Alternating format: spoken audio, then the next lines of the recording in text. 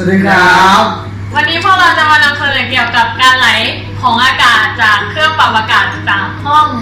ขนาดต่างๆค่ะ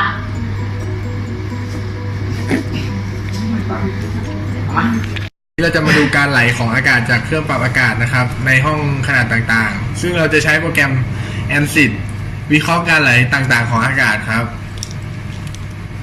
จุดประสงค์นะคะเพื่อหาบริเวณที่อากาศไหลผ่านมากที่สุดหาบริเวณที่เหมาะสมสำหรับการอยู่อาศัยภายในห้องเพื่อลดค่าใช้จ่ายแล้วก็เพื่อ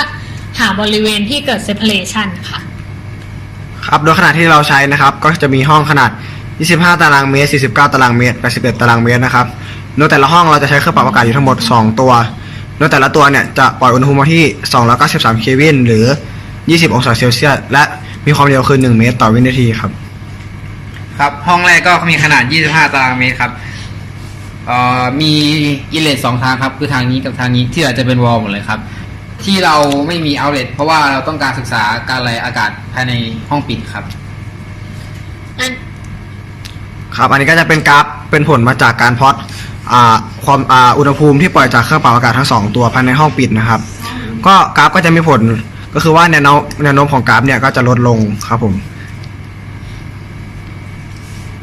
อันนี้เป็นแผนภาพแสดงอุณหภูมินะคะจะเห็นได้ว่าอุณหภูมิที่ต่ำมากๆจะอยู่ในแนวของการไหลของโฟลว์จากเครื่องปรับอากาศนะคะส่วนบริเวณที่มีอุณหภูมิสูงกว่าจะเกิดจากการเกิด separation ในบริเวณนั้นค่ะดูได้จากแผนภาพนี้ต่อมาเป็นห้องขนาด49ตารางเมตรครับก็จะมีอินเลท2ทางเหมือนกันก็คือทางนี้กับทางนี้ที่เหลือก็จะเป็นวอลหมดเลยครับก็กราฟนะครับก็เป็นผลที่จากการพลอตจากเหมือนกับในห้องขนาด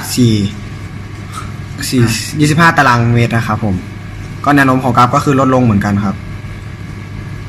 สำหรับอุณหภูมิในห้องนี้นะครับก็จะมีอุณหภูมิต่ำในแนวบริเวณที่โฟลว์ไหลนะครับส่วนถ้าเราดูจากกราฟความเร็วตัว separation จะทำให้อุณหภูมิสูงครับก็จะมีแบบทั่วไปตามกราฟโดยที่ว่าอุณหภูมิของวอลนะครับจะอยู่ที่300เคลวินครับผมต่อมาเป็นห้องขนาด81ตารางเมตรครับก็จะมีทางเอาเลท2ทางเหมือนกันก็คือ2ทางนี้ที่เราก็จะเป็นวอลเหมือนกันครับอินเลทครับผมอินเลทครับนี่จะเป็นแนวโน้มกราฟที่ได้จากการพลอตในโปรแกรม ANSYS ครับกราฟก็จะมีแนวโน้มลงเหมือนกับ2อันที่ผ่านมาครับ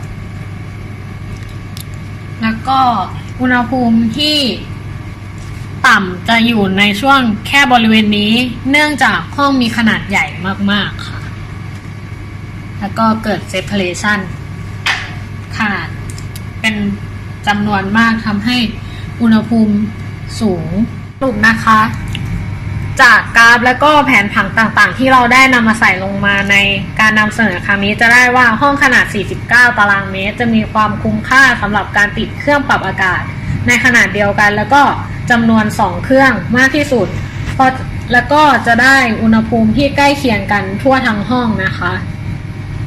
ต่างจากห้องอีก2ขนาดซึ่งห้องขนาด25ตารางเมตรมีอุณหภูมิต่ำแค่ช่วงการไหลของอากาศแล้วก็ห้อง81ตารางเมตรจะมี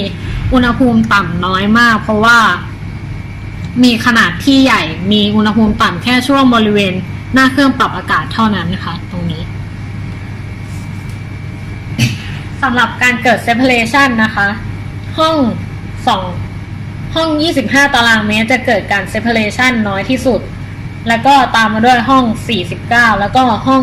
81ตามลำดับค่ะแล้วก็บริเวณที่เกิดการ separation มากที่สุดจะเกิดในช่วงบริเวณหน้าของเครื่องปรับอากาศค่ะก็วันนี้กลุ่มของพวกเราก็จบการนำเสนอเพียงเท่านี้ครับขอบคุณครับขอบคุณครับ